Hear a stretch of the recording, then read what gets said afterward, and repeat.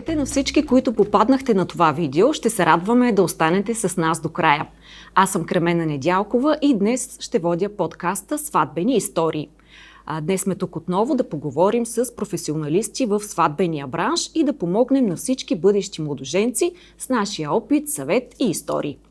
Днес темата е сватбения диджей. Наши гости са двама доказани диджеи, не само в сватбения бранш, а и на клубната сцена. Добре дошли, казваме на Тихомир Тодоров, диджей Тишо Джи, и Станислав Василев, диджей Станчо. Моля да се представите първо с няколко думи. Здравейте, аз съм Тихомир Тодоров и съм диджей над 25 години. Започнах в далечната 2002, официално 2001-2002. И основно работех по клубове и дискотеки, и след което вече забравих точно коя година беше, но преминах леко по леко към сватбите и бяхме ръка за ръка сватби, клубове, нощни заведения и в последствие останах изцяло в сватбения бизнес и смятам, че това в момента е по-добрия вариант за мен. Здравейте от мен, аз съм Станислав Василев, с доста по-скромен опит от колегата, но мисля, че доста голям. Също, близо 15 години вече се занимавам и аз с музика, диджей съм. Започнах също като диджей по такива частни събития, после преминах и аз към клубната сцена. 4 години бях резидент диджей в една дискотека в Горна Оряховица, после по няколко други дискотеки. След това се срещнах с Тишо и той ме запали по сватбите, така да го кажем. Работили сте в клубове, дискотеки, а как точно избрахте да се занимавате с сватби? Аз мисля, че по-скоро си дойде така без да го избираме. Няколко различни двойки, приятели от клубовете, лично мен ме поканиха да бъда диджей на тяхната сватба и оттам видях, че това ми допада, харесва се и на хората, които бяха гости, естествено тези, на които им правих сватбата. И реших, че, как се казва, има хляб в това нещо и оттам нататък започнах да развивам уменията си в този бранш. Диджей Станчо, ти как започна с сватби точно? Ами аз, както ти казах по-рано, съдбата не срещна с колегата диджей Тишо в едно общо участие в една дискотека. Оттам станахте приятели. Да, запознахме се и не помня. Мачнахме се. Да. Не помня колко време след това, но така ми се обади да му помогна в няколко събития, конкретно сватби. И така, общо взето, хареса ми емоцията от самата сватба, в смисъл настроението там е съвсем различно и ми допадна. Тоест има разлика между клубен диджей и сватбен диджей. Да, Какво отличава единия от другия? Ти си. Почнал си. Ти си с по-голям опит в клубния. Добре, има голяма разлика, поне според мен. Когато си в клуб, там примерно нямаш определено събитие, което да гониш дадена емоция, просто пускаш за една голяма група от хора, които са се събрали, всеки излезнал по различен повод. Някой просто празнува рожден ден, трети, защото не му се седи вкъщи. Нали, всеки е различно, с различна цел излезнал в дискотеката и просто правиш едно парти, което не е ангажиращо. На сватбата има съвсем друга цел събирането, да има двама влюбени, които са поканени своите гости и ти трябва да направиш така, че техния ден да остане забравим и да стане една страхотна вечер. В дискотеката, ако не ти хареса днеска, може да излееш и другата седмица, пак може да излееш и утре, както е. Незаменимо е сватбата като усещане и там наистина се изискват малко повече усилия от гледна точка на професионализъм. А помните ли първата си сватба и изобщо как премина тя?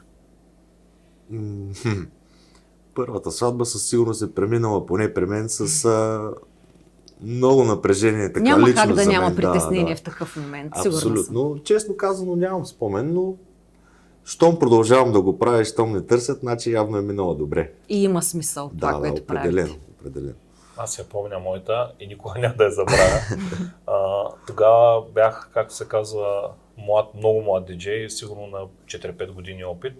Все още даже не мислех изобщо се занимавам с сватби, просто една колежка сватбена водеща имаше нужда от диджей и ме помоли да бъда диджей на сватба. Аз никога не бях ходил, не знаех за какво става въпрос.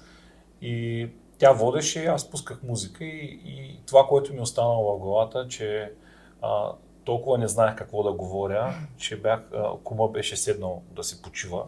И седя, може би 10, 15, 20 минути седнал, а пак в клуба при нас е много трудно хората да седят седнали. И ти искаш през цялото време тия хора да стават и да играят. Да.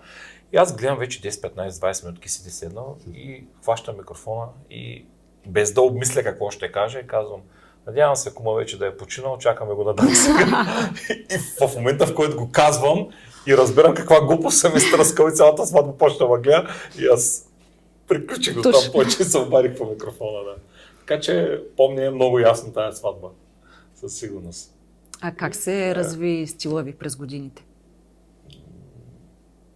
Аз лично гледам да обогатявам постоянно, както се казва, от всяка една сватба може да извлечеш доста положителни, нали, и отрицателни неща, но гледам да надграждам в изказа, примерно, когато водиш, когато си, нали, като водиш, като диджей, изказът и начина на поднасяне на музиката.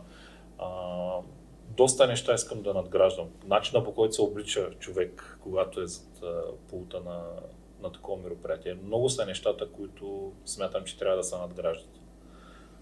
Да, при мен е същото, особено сега, като си гледам стари снимки от началото на сватбите ни, с риза с къс ръкав, дори с къси гащи, което, нали, неудачно за такъв тип събитие официално. Абсолютно неудачно, да. Но, млади и зелени, то пък не може да почнеш. Да. И както каза Тишо, всяко събитие, нали, извличаш и негативите, и позитивите, надграждаш и така. А как ви протича така подготовката за една сватба? Подготовката на първо време е срещата с младоженците, нали? Тя е изключително важна. Значение, да. Важно е. След това всичко, което сме изговорили с тях, нали, като музика, като ритуали, какво ще бъде, как ще бъде. Като каза среща с младоженци, колко е важно да я има тази среща с младоженци преди сватбата? Повече от 100%. От изключително значение. Поне веднъж. Да. Минимум. Много е важно. Много е важно да има тази среща, защото ти трябва да усетиш тия хора на живо. Ние се запознаете с тях на сватбата. Емоцията най-малкото да си усетите, енергията да си усетите. И там вече се зачекват много теми, които са важни в процес на работа ти да можеш да изградиш правилно сватбената вечер. Било то да изговорите каква музика ще се пуска, да ги усетиш като хора, какви са. Много е важна срещата и оттам нататък вече се надгражда всяко едно нещо, като стъпалца така нагоре по веригата. А случвало ли се след среща с младоженци да си кажете, примерно, това не са моите хора или пък трудно ще работя с тях? Ами да, разни хора, разни идеали, както са казали, със сигурност има едни двойки, има и други двойки, но в крайна сметка това не ни пречи да поемем ангажимента и да се справим на ниво. Все пак това е професионализъм, може би. Да, на мен ми се е случило също. Даже е имал няколко пъти, които съм целял да откажа младоженствие по интелигентен начин, да не работим заедно, защото виждам, че няма да се получат нещата на тях. На мен няма да ми е окей да работя и не съм сигурен дали на тях ще е окей да съм техния диджей, така че имало е моменти, но са били много малки. Трябва да е нещо много фрапиращо, за да откажем сватба. Да. А работите ли по предварително изготвен плейлист или пък импровизирате според настроението на младоженците, на гостите? Как се случват нещата? Сватбата за мен поне е един жив организъм, който няма как да е написан на един лист и, нали, да е всеки път еднакво. Да се Да, добре е да има някакви граници, Насоки, може насоки, би. точно Да. така, абсолютно. Това е, да, дори задължително, но да Но оттам работим насетне, по плейлист, да, вие си. нали, няма как да усетиш енергията на хората, като работиш в някакви граници, в някакви рамки. И така. За мен лично плейлиста е някакъв помощен вариант, но не и задължителен, защото в един момент, ако ти дадат един плейлист, те ти връзват ръцете и ти в един момент какво правиш там, защо си там, къде е артиста диджей или ти просто си един Jukebox. да, една програма с нагласени парчета и просто може да се я пуснат и да няма нужда от диджея. Аз съм имал много подобни такива случаи, които на една сватба няма да се забравя, просто тая беше така една от ярките сватби, които ми остават в спомените. Беше ми написано сигурно 50 или 60 песни, може и повече да бяха, вече нямам спомен, защото беше отдавна. Тази песен поздрав за Йордан, тая песен поздрав за Иван, следващата песен поздрав за еси кое семейство. И те песните нямаха... Едно с едно общо. Първо, че нямаха нищо общо едно с едно, второ, че бяха някакви бавни, трето, че половината не ги бях чувал никога. И ти с тази музика не можеш да правиш купон. И аз почвам, държите ли да бъде по този начин, както сте му написали, защото според мен това не е окей за сватбата. Да, така както сме го написали, ще ги поздравяваш хората и ще пускаш песни. Добре. Почвам, пускам 3, 4, 5, 6 песни, 10 песни, вървя по плейлиста. На сватбата не се случва нищо, освен всички да седят по масите, И да гледат, да си говорят, да си пиват и да. Отивам при младоженците и им казвам, хора, дайте да направим нещо, не върви добре Да сватбата. раздвижим нещата. Не е добре. Добре, пусни там нещо от тебе. Пускам 2-3 песни, хората станаха да играят. 4-5 песни вече завъртях, напълних данса. И след малко, не знам, булката ли беше, майка или забрах вече някой дойде. Дай да се върнем към поздравите. Хубаво, в сватбата си е ваша, съсипайте се както искате. Да. Продължих с плейлиста, всичко Падна долу. купона. Така че, скъпи младоженци, плейлиста е добре, но до определена степен. В смисъл, дайте някакви насоки на диджея. Нека той на самия ден да усети хората, да си прецени кое става, кое не става. Ако го задължите, това означава да си прецакате сватбата. Дансинга е много важно, нали, той определяш. Ако хората танцуват, вашия списък може да отпадне изцяло. Ако хората танцуват на вашия списък, значи си познавате гостите. Това е моят съвет, като... В тази връзка искам да попитам как балансирате между музикалните вкусове на младоженците и тези на гостите. Примерно гостите искат чалга, младоженците са казали без чалга. Какво се случва в такъв момент? Това е, да, доста Често ли се трудно. случва? Да, Сравнително често, да. Дипломатично се опитваме, поне аз, нали, да гост, който иска, примерно чалга, както каза, поп-фолк, нали, да го насоча към някакъв друг стил, който ще го задоволи. Обяснявам, доколкото е възможно, да се... Те хората са на градус, трудно разбират. Доколкото е възможно да му се обясни, нали, че не е причината аз да не пускам поп-фолк, нали, такова е желанието на младоженците, нали, все пак това е техният ден. Да. И е нормално те да имат някакви изисквания. И така, комуникацията с тях е от изключително важно ниво, значение. Да. Каква техника използвате и колко е важна тя за крайния резултат в една сватба? Хубав въпрос на мен техниката ми е много голям приоритет, т.е. държа да работим с качествена апаратура, което предразполага и после качествена услуга. Било то за колегите, които снимат и минават аудиозаписа, минава през нашата апаратура. Било то за хората, които са в залата, говоря, нали, само за звук в момента. Много е важно да е качествен звука, защото тия хора няма да се тръгнат след такива големи уши след сватбата, да е нещо по, нали, в рамките на нормалното и да се чува добре. Така че инвестираме доста големи суми за качествено озвучаване и естествено, нали, за качествено осветление и като цяло много дреболи в кабели, в всичко, което ще подобри качеството на нашата услуга. Което Важно е много, защото съм сигурна, че хората не знаят точно какви устройства се ползват, каква техника се ползва и те не виждат това. Всъщност работата е сериозна и е много.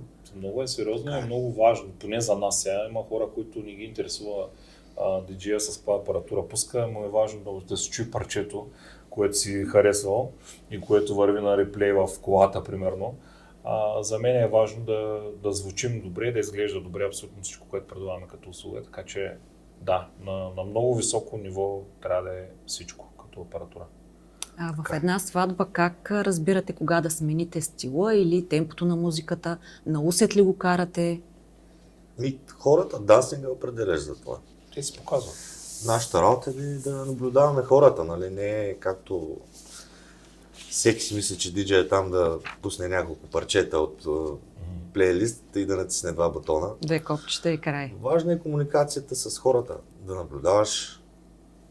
Не може да си пуснал 5 песни рок, даже 5 песни са много, 3 песни рок, 2 песни рок и никой да не става и ти да продължаваш да вървиш на рок. Не става. Хубаво е, нали, да ги усещаш нещата или ако не ги усещаш, просто отиди и карай такси. Аз имам точно това правило. 3 песни, ако не станат, от даден стил не станат, дори на втората вече се замислям към смяна на стила. Към смяна на стила. Всъщност има ли такива песни, които почти винаги пълнят дансинга? Разбира се, има много. От всякакъв стил. Сещам се за един виц, нали, който завършиш. А бяла роза кога? Да. Има със сигурност такива песни. Във всеки един стил има по няколко такива песни, които на нас са не дошли до тук, но просто ние виждаме, че хората реагират на тях. Ние ги пускаме, примерно тия песни, много, много пъти в месеца, когато нали, сме в сезони работим. Да, обаче тия хора, които са там, те ги чуват много по-малко пъти. На нас са не дошли до тук, но хората като чуят парчето и реагират и стават и дансинга е пълен. Така че някой път всичко, което е за нас в повече, на тях им идва добре. Има много такива парчета. А как се справяте с ситуация, в която гостите не искат да танцуват? Вие какво правите, да ги разчупите, да ги изкарате на дансинга? Конкретно за сватба, тук е много важна ролята и на водещия и комуникацията ни, нали, помежду, защото винаги може да направим някакъв ритуал, игра, нещо, с което да изкараме хората на дансинга, нали, да се почувстват те там на място. И след това е по-лесно, абсолютно е по-лесно да ги раздвижим, така да се каже. Да, влиза се в друга емоция, когато има някаква анимация, интеракция с гостите и тогава вече им взимаш вниманието и почваш лека по лека ти да водиш нещата, а не те да те водят тебе. Така че много е важно това, екипа да е добър, водеща с диджей или водещ с диджей, да са добре стиковани, да могат да си комуникират и да виждат какво се случва в залата и да могат да реагират веднага, да оправят примерно това, че не се танцува или че има някакви други неща, които куцат, за да тръгне наистина купона и да се случват нещата. Има ли значение мястото, на което се прави една сватба? Това важно ли е? Според вас? Че има огромно значение. Поне, не знам. Да, разбира се. Говорили сме много по тази тема с тебе. Аз смятам, че е много важно място. Има някои ресторанти, които просто не са за сватба. Може да си направиш юбилея, може да си направиш рождения ден на деца. Просто не са за сватба. За мен е залата, която ще си прави сватбено тържество, трябва да има видимост от всякъде. Да не някаква на Г, на П, на някакви такива коридори или нещо с много колони, да не може да се виждат положениците от гостите. Да. Дансинга да е някакъв супер малък, където да не може да се случат нещата. Много е важно за мен да е такава зала, в която има видимост от всякъде, да има пространство, простор, да може да се диша вътре и естествено да е добре украсена. Както се казва, да предразполага. Абсолютно, да. А всъщност какво мислите за сватба, в която се комбинират диджей и оркестър? Получават ли се нещата? Или е малко по-трудно? И да, и не. Аз не съм за това, но това си е моя мнение. Какви са твоите причини? Различна е. Правил се поне. Да, правили сме доста пъти. Не знам, различна е емоцията от такова съчетание. Моето мнение е следното, зависи много от оркестъра. Да. И много зависи дали те ще влезнат в сценария, който предварително е изготвен нали, от младоженците с водещия и с диджея. Защото има оркестри, които не се съобразяват с това нещо и Си карат по тяхната. Абсолютно си карат по тяхната, както им е хубаво, докато им се плаща, някой докато хвърля пари, те не се съобразяват нито с време, защото ние гоним някакъв тайминг. Примерно в толкова часа трябва да се случи тортата, в толкова часа трябва да се случи това. И те си карат както, докато изкарват пари, могат да свирате 2 часа. Ама това не е правилното. И ако оркестъра е готин такъв, който наистина може да се сработиш, да, съгласен съм, но са много малко тия хора, които поне ние сме срещали, сме работили с много малко такива. Повечето са от другия тип, с които не се иска много да работя. Да, но готино по принцип се получава по-пълна сватбата от гледна точка на това какво получават младоженците. Има много повече неща, които получават. Като емоция. Да, и като купон, защото едно е да ти пуска диджея музика, да ти миксира и ти прави, нали, готини неща. Друго е, нали, пък да ти излезе, има някои хора, които харесват музиката на живо. Друго да излезе оркестър, който ти свири любимите парчета, да ги чуеш на живо. Нали, зависимо дали ще е народна музика или някаква чужда музика, българска. Това е. За мен има и плюсове и минуси. Просто много е важно ти какво искаш да има на твоята сватба. Говорихме за техниката. Искам да ви попитам и друго. Случвало ли ви се да ви предаде по време на сватба? Какво става в такъв момент? С нощи прясна случка. Да, абсолютно. Какво се случи? Ами, нали, имах юбилей, събитие, на което, както обикновено, отиваме по-рано да монтираме. монтираме. По-рано, да. И монтирахме, свързвам лаптопа с контролера си, но не се свързват. Няма връзка. Не знам какво стана. Оправихме го, нали, разбира се. Имахме и бекъп, което е задължително. Така, да, случва се. За слава Богу не е много често, но има и такива моменти. Аз нямам спомен за нещо фрапиращо, което да... Да, слава Богу и аз така. Дано и да нямате. Да няма, да. А имали ли сте напрегнати ситуации някакви? Как успявате да ги успокоите? Напрегнати ситуации, просто без тях няма как. Когато има алкохол, винаги има на всеки човек да действа различно. Да. Един става весел, друг става агресивен, така че да, няма вариант. Гледаме да сме дипломатични, гледаме да излезем от ситуацията, гледаме да намесим младоженците, че всички сме там заради тях, а не да чуем твоята песен, защото се напил. И така, в смисъл, гледаме да бъде дипломатично. Малко по-обрано. Обрано, спокойно. Но някой път се налага и малко такива. Когато не се разбира от добра дума. Аз съм имал сватби, на които младоженците изгонват госта, защото наистина е прекалил с алкохола, идва досажда, те го виждат и направо. Казват, тръгвай си. Сватбата с тебе приключи до този момент. Ами да, той прави всичко възможно да провали събитието. Да. Така че има и такива, но са много рядко, спрямо на 1-2 от всичките, които сме правили през годините. А какво всъщност не знаят хората за сватбения диджей? Или за диджея като цяло, но конкретно за сватбения диджей не знаят много неща, примерно, че за едно 10-часово събитие, примерно, една сватба, да речем 10 часа, ние сме там много по-рано, всъщност. Много по-рано. Мъкнеме стотици килограми с колони, кабели, осветление, монтаж и това трябва да се случи поне час преди да започне събитието. 2 часа, 3 часа. Да, това е минимум, като минимум.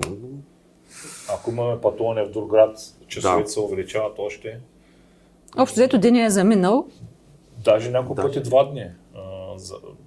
Просто ако сме в друг град, ние ако свършим в 5 часа сутринта, имаме още 2 или 3 часа после да съберем апаратурата и отделно път.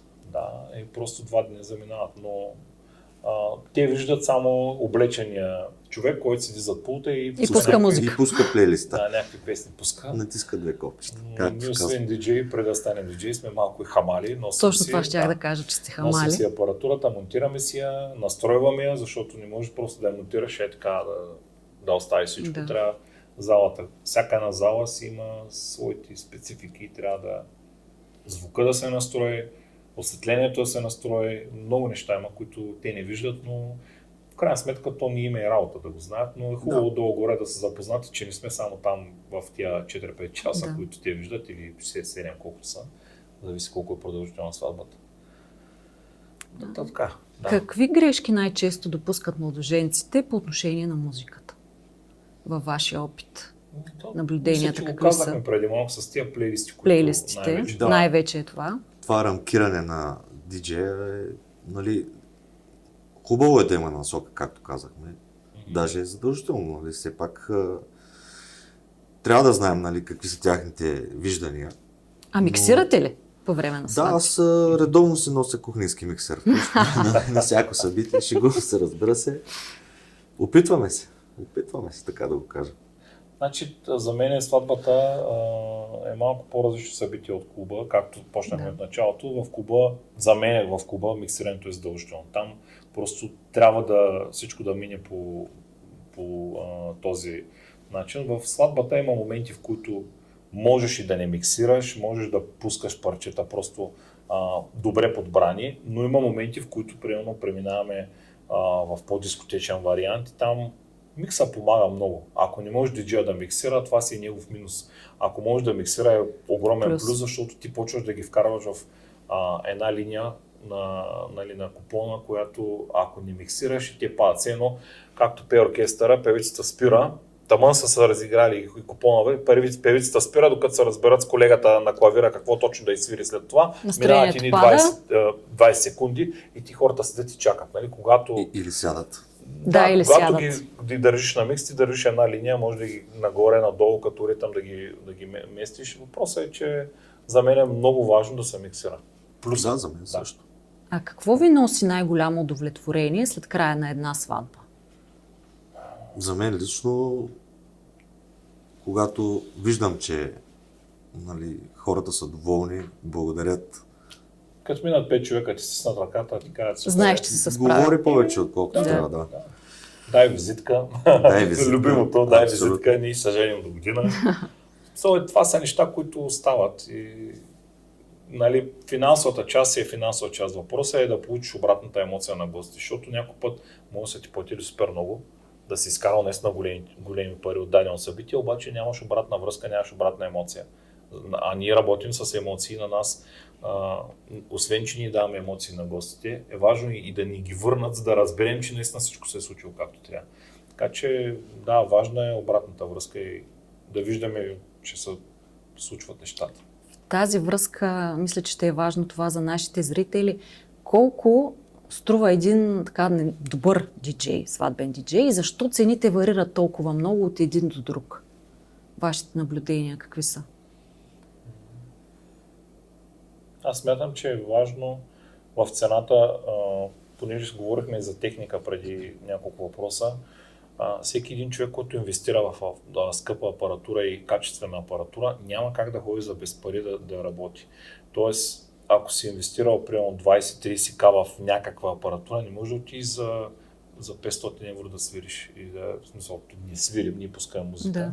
Но, нали, така жаргонно се изразявам, няма как да отидеш. Но ако си купил за 2-3 хиляди евро две колонки с едно лаптопче, теб не те бърка. 100 евро днеска са ти добре дошли от някакво ангажимент. За мен това е много определящо, когато диджея, първо, че, нали, като диджей е професионалист, знае, говорихме и за миксиране и за подредба на музика. Ако той може да свърши всички тези неща, плюс качествена апаратура, в която е инвестирал, той задължително ще иска да си сби тия пари в някакъв момент. За мен това определя високата цена. Ниската цена, всички знаем, че като си купиш обувки за 20 евро, се скъсат утре. Като си купиш обувки за малко повече пари, ще държат и повече време. Така че... Тоест има дъмпинг в бранша? Има. Винаги има. То във всеки един бранш има. Има хора, които подбиват цените, но пак казвам, всеки си избира какво ще наеме за своята сватба. Както при нас в диджейския бранш, така и при колеги сме говорили с фотографи, с видеооператори. Също и при тях има. Отива, купува си едно апаратче от верига за техника и тръгва да снима. Така че има го навсякъде. Въпросът е хората да видят, че човека наистина се разбира от работа и тогава вече да го наемат. А работили ли сте някога на събитие, за което накрая сте си казали, това, което направих, не си заслужаваше? Случва се. При мен се Има случва. няколко. Да. При кого ли не се Случва случва? се. Със сигурност при всички се е случвало. Няма как винаги всичко да е цветя и Няма рози. как, да, абсолютно. Да. Винаги с различни хора, всеки е различен. А има ли песни, които тайно мразите, но пък ги пускате, защото всички други искат? Разбира се. Има доста. А има и такива, които по принцип не бих пуснал, нали? Имаш черен списък. Имам, Казваш да, не. Няма сега да ги изборявам, но имам такива неща, които са ми много... Сега пускал съм без нали, така, вътрешно удовлетворение. В крайна сметка, когато хората те наемат и ти плащат и да работиш за тях, малко или много трябва да се образи с тяхните музикални желания, но ако вече спре някакво гадно нещо, което нали, няма как да стане. Говорим за официалната част, вече не говорим за купона нататък. автора, Да, пети час автор автор. Там вече става много сложно с музиката. А помните ли коя е най-странната музикална заявка, която сте получавали? Нещо, което ви се е запаметило толкова да е било странно, че да ви остане спомен? Със сигурност има в момента, не си спомням конкретно нещо, няма но как има да и е такива. нямало. Да. Сетям се. Бях в дискотека, не беше в дискотека, в която си пускахме поп-фолк и си правиме партито и в един момент, нали, там знаете, че има и по-такива трудни клиенти, така да кажем. И ми праща охраната си един такъв труден клиент и ми казва, както върви купона, всичко, пусни ми тая за крокодила Гена. Някаква руска песен беше. Какво правим сега? И какво направи? Не я пуснах и после имаше там някакви... Пререкания. Да, имаше малко проблеми и така. Крайна сметка не проблеми с мен, нали, те са с охраната се оправяха, някакви неща имаха. Случвало се, случвало се. Всякакви такива неща, особено по нощните заведения. Преди време, сега не знам, защото не знам, 10 години няма, но 7-8 години, откато не съм по нощните заведения, там имаше страшни глупости, наистина. А по сватбите случвало ли? Така, да. По сватбите, примерно да спасявате някаква провалена атмосфера, как успявате да го направите това? Всякакви ситуации сме имали, случват се, да. Успявате да излезете от ситуация? И може би едно от тия заучени парчета веднага вади ситуацията, в смисъл променя емоцията. То зависи какво се е случило. Защото... И примерно пиян гост иска микрофона. Какво правиш в този момент? Не му го давам. Зависи колко много го иска, ама и зависи ако той наистина може да пее. И какво ще прави с него? Да, ако наистина може да пее, ако се държи прилично, няма значение, че е пиян, той ако е адекватно се държи по микрофон, няма проблем. Аз първоначално ще му го дам, но ако вече усетиш, той едва стига до това, няма как да му го дам. Но ще му го дам в начало. Ако усетя, че пее добре, няма проблем. Обаче, ако усетя, че хората на първото му обаждане почват да правят така, да се оглеждат. Да, ще измисля някакъв вариант да му падне батерията. Примерно на микрофона. Добре, случвало ли се конфликт с водещ или пък с организатор? Нали, да излезем на страна от гостите, да видим другата страна на тези, които участват в една сватба? Вътрешната борба. Вътрешната, да, точно така. И със сигурност, но не е било нещо фрапиращо. Нали? Като цяло, нашата цел, моята цел, не моята, нашата цел е, нали, да не разваляме празника, всичко, което се случва да остане зад кадър, така да се каже. Така че имало е, да. В крайна сметка работим с всякакви хора. С всякакви хора, да. Няма как. Всякакви колеги, нали, хора, които реално фотографи, видеооператори, организатори, има хора, които ги виждат за пръв път на дадена локация и се налага да работи с тях. Не всеки е добронамерен, има някой, примерно днеска не му е ден и не решил, че ще го изкара на целия свят. Да. Имах пререкания преди няколко години с една от тези организаторки, при положение, че нали, аз съм си говорил с младоженците, тогава и водех сватбата. И сме се разбрали нали, как ще протече всичко в ресторанта. Тя, нали, жената може да си организаторка, но допреди да влезнат в ресторанта да си ги насочват. Тук сега толкова часа това се прави, така. Влизам в ресторанта, там нататък сама аз, тя няма ангажимент. И аз съм си дигнал хората, играят си, купон върви. И тя ми казва, 9 часа е, трябва да чупим питка. Извинявайте, коя си? Аз съм организаторката. Ама викам, тук вече сме в ресторанта, от тук нататък нямаш Поемам аз, ангажимент. аз пък съм аз си водещия. работя, да. В момента няма да ги спра хората, те танцуват, аз да ги спра, да щупим питката, защото е станало 9 часа, да щупим питката и после ти ли ще дойдеш да ги дигнеш на дансинга или ще седиш на масата. И тя се разсърди, аз казах, още по-добре, стой си там и ме занимава. И повече не те закачи тази вечер. Ама в крайна сметка тя може да го има на книга, написано, ама терена показва друго, дансинга показва друго. Така че това е много важно, поне за мен. Лошо е, когато си помисля, че нали, всеки е най-важен на сватбата. Не трябва да има такова нещо. Най-важни са младоженците. Абсолютно. Това е. Всички са важни по един или друг Да. начин, но няма такъв аз съм по-важен от теб, ти си по-важен от мен. Не трябва да го има, но го има. Но го За има, съжаление, го има. да. Оттам добре. се пораждат и конфликтите, нали? Каква е тайната така формула да напълните един дансинг? Аз съм виждал колеги, които ходят, играят брейк, говоря за водещи, примерно отива, играе брейк, става, говорим някакви вицове, разказваме някакви смешки. Това за мен не е начина. Каква да е тайната ми? Добре подбрана музика. Просто добре подбрана музика. И да ги усетиш хората. Не винаги мога да ги усетиш, в крайна сметка има и такива, които искат само да ядат и да пият. Да. Няма тайна. Колко секунди ви трябва да разберете дали една вечер ще е добра или ще е провал? Секунди не, но минути. Са достатъчни. Да, Някой Бързо път- усещате някой вече. път радара греши. Аз съм имал моменти, в които си казвам, тук няма никой да мръдне, тия хора, какво ще Няма ги да правя? станат. И те после са Убиват на от дансинга игра. цяла вечер направо. Аз се изненадвам от това, че не съм познал, защото в крайна сметка толкова години, малко или много шесто успяваш. чувство има. Да, успяваш дълго да прецениш хората, но някой път има изненади. И другия вариант е, отиваш на гласата, че стане страшен купон, младоженците приема на предварителна среща са ти дали такава. Обратна връзка. Да, усещаш, че ще има енергия в тях, обаче нещо адреналин или какво е точно на самия ден, Притесняват се. притеснение или адреналин или просто не знам какво се случва и тези хора не са същите. Да, Не така. са същите. Седят на масата, гледат и те И са чакат чудо да те са стане. най-важните. Нали? Ако те не тръгнат да дърпат купона на дансинга, няма как да стане. И да, но в повечето случаи успяваме да ги оцелим. А кое е по-важно? Хитовете или правилната последователност? И двете за мен, За мен двете са важни.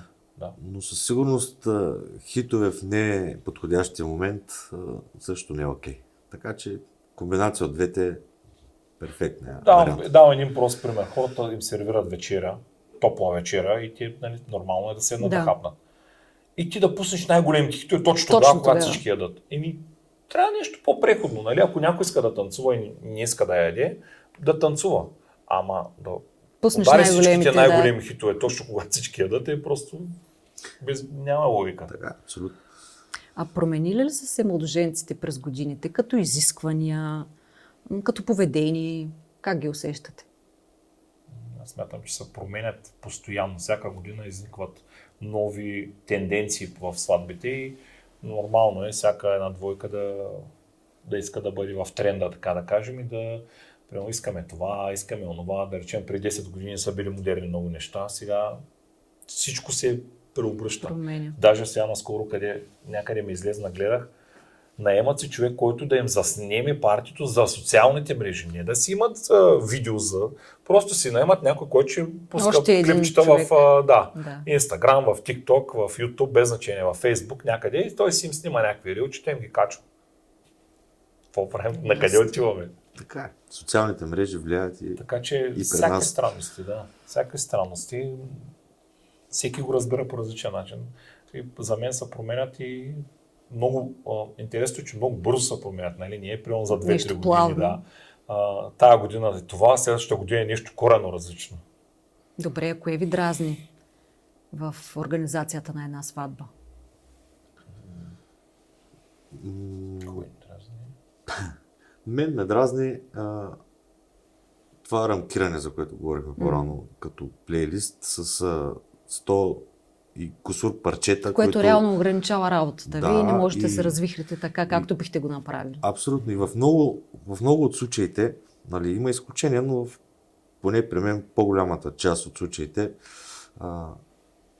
този подбор на музика, който са направили, е абсолютно неподходяща. Да, в смисъл, не че не си познават хората, но реално хората искат друго от това, което те искат. Случва се и това, но има много хора, които се знаят. Плейлист е точно в десятката, даже в 20-ката. Но за съжаление е много по-малко, при мен поне се е случвало. А има ли момент, в който си искал просто да слезеш от пулта и да си тръгнеш? Редовно. Има го. Има момента, когато е тия, които дойдат да тискат микрофона, са... Но да подчертая, не съм го правил. Да. И вие сте професионалисти, няма и да го направите, аз съм сигурна. Случвало се някой път. А има ли конкретни стилове, които лично вие харесвате и предпочитате да ги пускате? Тоест нощи беше на такова мероприятие, където му бяха любимите стилове. Не, гледам да угодя на всички, съобразяваме се. Така. Аз лично харесвам, примерно, по-старите неща, 90-тарските, от типа на R&B, хип-хоп нещата, които бяха тогава. Това ми е готино да пускам и да слушам, но нямам някакви, така да кажа, забранени стилове, които не искам да въртя по сватбите. Справям се добре с всичко. Някакви куриозни моменти, които искате да споделите, нещо, което ви е останало в ума? Сещам се веднъж на една сватба, но там бяха едно след друго куриозните неща. Просто това беше топа на всичко. Младоженеца ще хвърля жартиера. Така.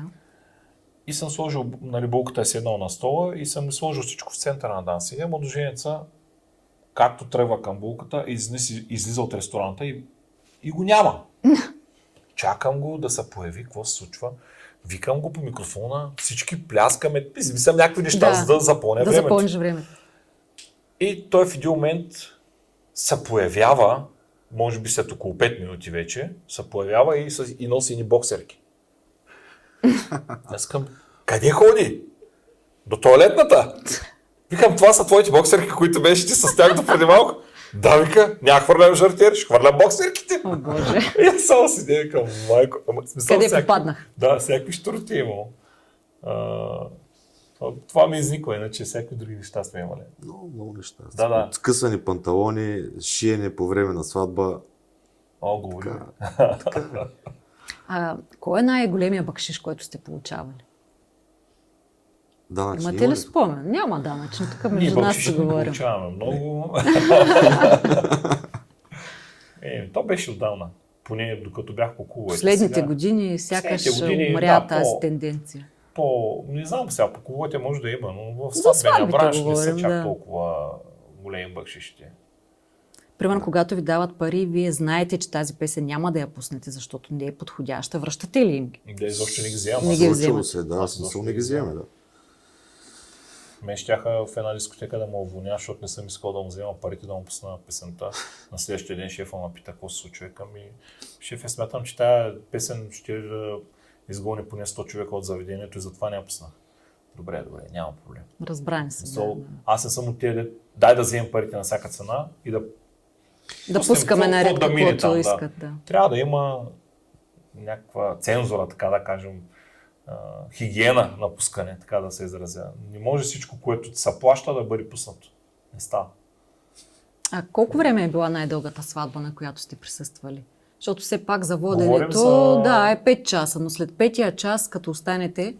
Говорим за чистото парти, не с махненето на... без ритуалите, накрая. Аз мисля, че се имал 12 часа поне. Вау. Даже мисля, че 7-8 часа овертайм може би сме имали. Сватбата, която беше най-дълга, бяхме заедно с теб. Коя? От всичките? Една от всичките. Тя седяла ли до края? Аз не съм стояла до края. Аз казвам приказките и си тръгвам. Ти оставаш. Сещам се със сигурност най-дългото ми кръщене е било 11 часа. Значи има и такива моменти, и кръщенета, и сватби, и всякакви ситуации. Да. Хората празнуват по различен начин, така че едни свършват за 3 часа, други за 13. Така че. Казваш, че празнуват по различен начин, присъствали ли сте на сватба, която пък прераства в бой? Да. И какво прави диджей в такъв момент? Моята последна такава беше миналата година. Бяхме и заедно, какво стана? Беше ли сме? Двамата бях. Да. Ами, слава богу, размина се в такива нормални граници, нали? Нормални, колко са нормални? Да. Бой не е нормален. Младожениците предварително ми казаха, че има един гост, който като се напие става проблемен. Викам, добре, не уканете. Щото знаете, че ще стане. Викам, ще ви развали сватбата. Ма не, той ни много близък, няма проблем. В един момент сватбата вървеше супер, няма никакъв проблем, нали? В един момент гледам нещо на камариха на едно място и викам, човека явно са напи. И да, 3 пъти го изкараха от заведение, той 3 пъти се връща. И накрая директно спряхме сватбата, казаха, спирай, няма смисъл. Накрая му викнаха и полиция. Да, отвън. Значи случва се и да спре сватбата в един момент и да... Когато не може да случва. се реши проблема, да, това е най-удачното. Тя беше минала вече там няколко часа след като срязахме тортата, беше минало време, така че ситуации всякакви, да. Но не е доста, не е често, така да кажем. Това е добро. В крайна сметка, това е хубавото. Всички са там заради младожениците. Няма никаква логика да правят такива глупости. В дискотеката са събрани, както казах в началото, всякакви хора. Да. Там може да възникне проблем, но всички на сватбата ти се познават. Едните са от рода на булката, другите са от рода на младоженица. Така че, да. А бихте ли работили с водещ, пък когото не познавате? Ами, да, разбира се, в нашия бранш се случва често. Да. Важно е целта, накрая, нали, да работим за една цел. За младоженците, точно така. Техния миг. Абсолютно.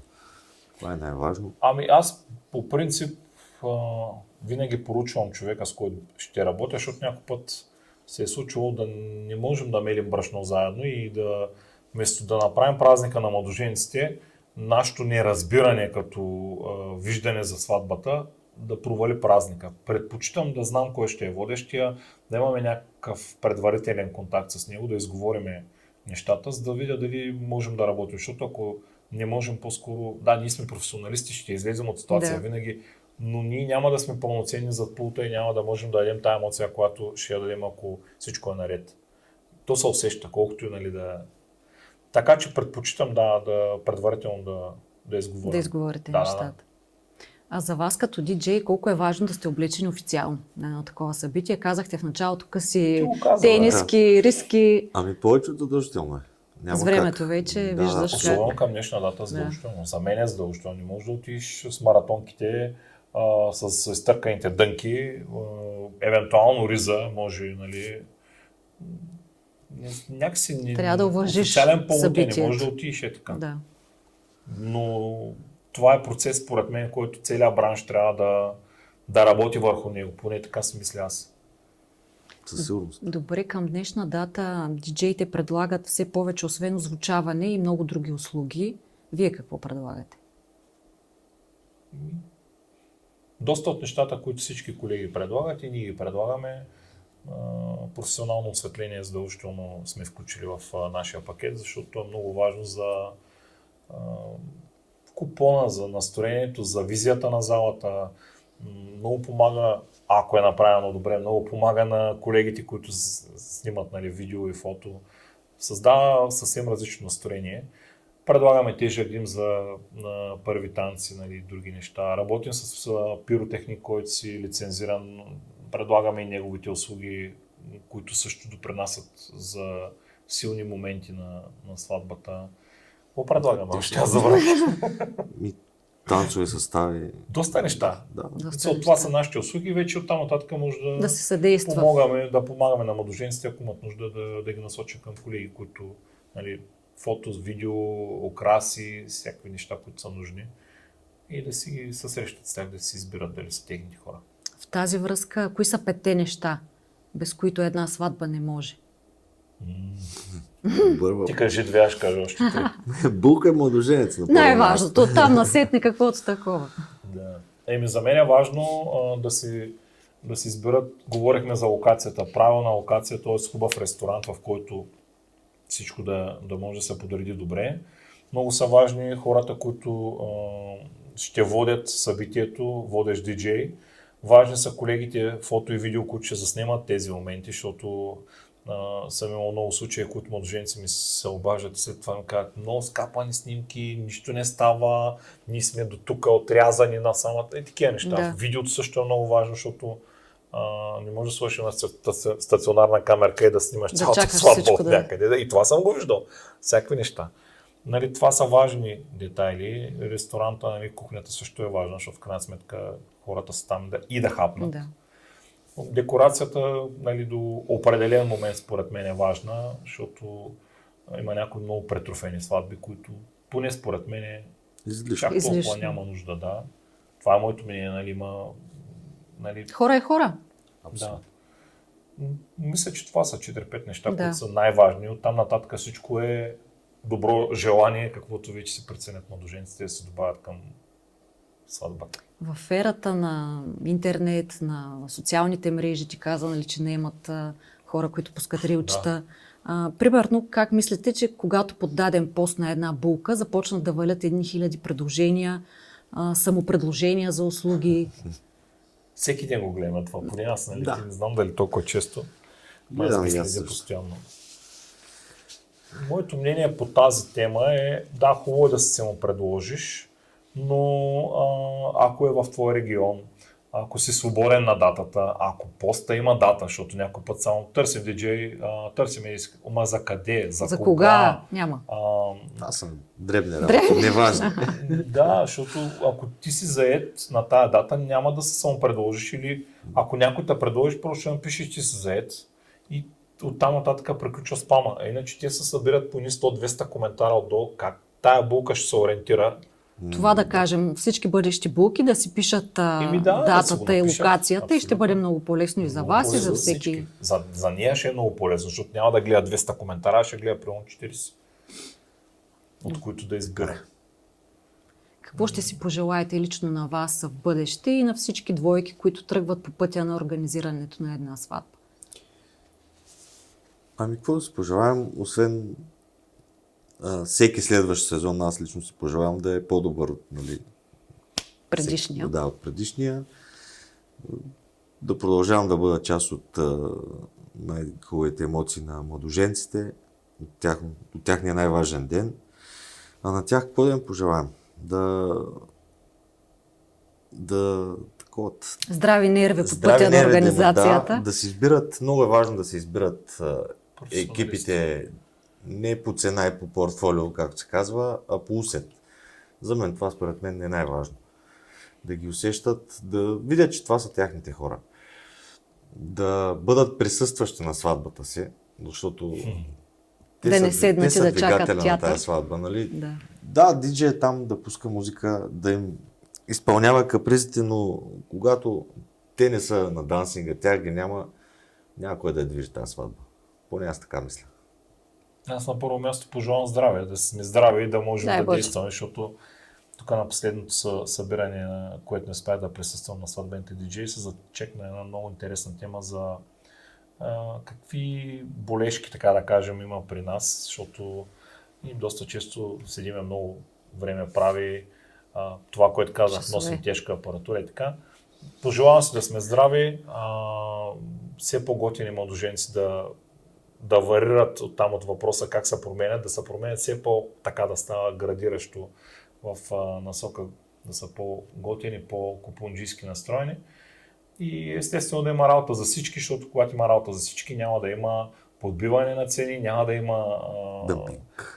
да има това сега не става нищо от него, не го наемайте, аз съм по-добрия. Да.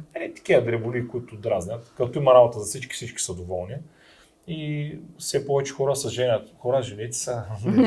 Хубаво е. Да разчитате само на, на семейни начала да живеете. Това е заложено в българската традиция сватбата.